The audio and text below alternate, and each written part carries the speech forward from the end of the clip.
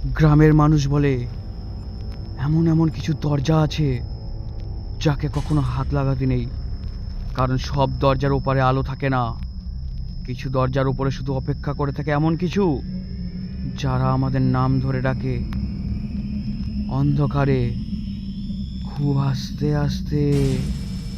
এই গল্প চার বন্ধুর। ওরা বিশ্বাস করতো না ভূত পেত, কিন্তু এক রাতের পর ওরা আর কখনো আগের মতো মানুষ থাকেনি। আরিয়ান, সৌরভ, নীল আর রুদ্র চারজনই কলেজের বন্ধু। ছুটি পড়তেই শহরের কোলাহল ছেড়ে ওরা চলে এসেছিল রুদ্রর গ্রামের বাড়িতে।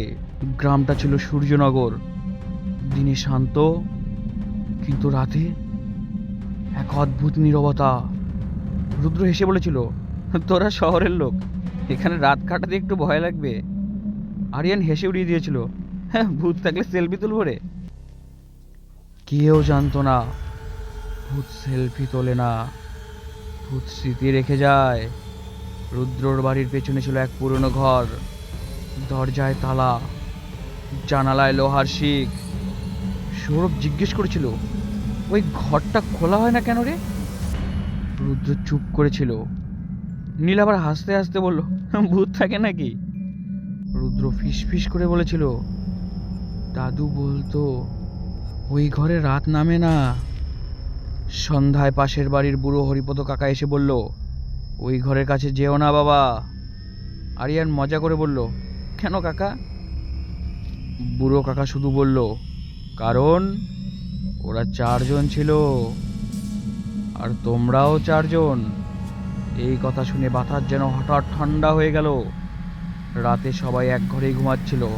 হঠাৎ টক টক টক, জানালার বাইরে পায়ের শব্দ। নীল উঠে জানালা খুলতেই কিছুই নেই, কিন্তু মাটিতে স্পষ্ট চার জোড়া পায়ের ছাপ। রুদ্র ফিসফিস করে বলল, আমরা তো চারজন। আরিয়ান হাসতে গিয়েও হাসতে পারলো না আর। পরের দিন দুপুরে যে ঘরের দরজা বছর বছর বন্ধ ছিল, সেই তালা নিচ থেকেই খুলে পড়ে গেল। ভেতরে ঢুকে চারজন দেখলো একটা টেবিল আর চারটি চেয়ার, আর দেওয়ালে চারটার নাম খোদাই করা।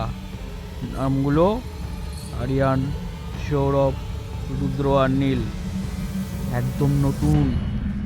সেই রাতে ঘুমের মধ্যে আরিয়ান দেখলো আয়নার ভেতরে চারজন দাঁড়িয়ে আছে, কিন্তু আয়নায় চারজনের চোখ নেই।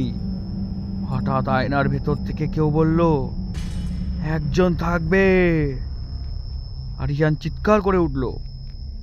পরদিন সৌরভ চুপচাপ, ও কথা কম বলছে, চোখের ছায়া গভীর।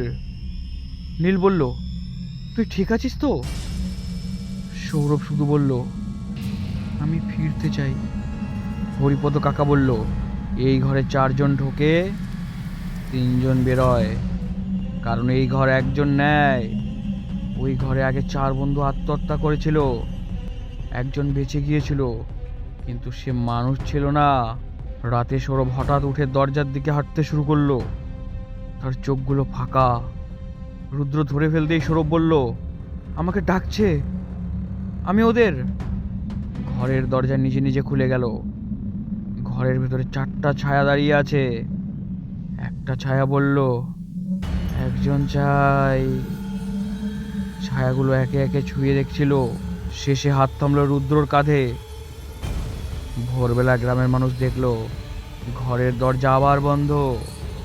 আরিয়ান, নীল আর সৌরভ স্টেশনের দিকে হাঁটছে, কেউ কথা বলছে না। পেছনে তাকিয়ে দেখলো রুদ্র আর নেই। বছরখানেক পর আরিয়ান স্বপ্নে দেখে একটা ঘর, ভিতরে চারটা চেয়ার। একটাতে বসে আছে রুদ্র, কিন্তু তার চোখগুলো অস্পষ্ট। রুদ্র ফিসফিস করে বলে, বন্ধু আনিস। এই গল্প কল্পনা নয়, কারণ সূর্যনগরে আজও রাতে চারজন একসাথে দেখা গেলে গ্রামবাসীরা দরজা বন্ধ করে দেয়।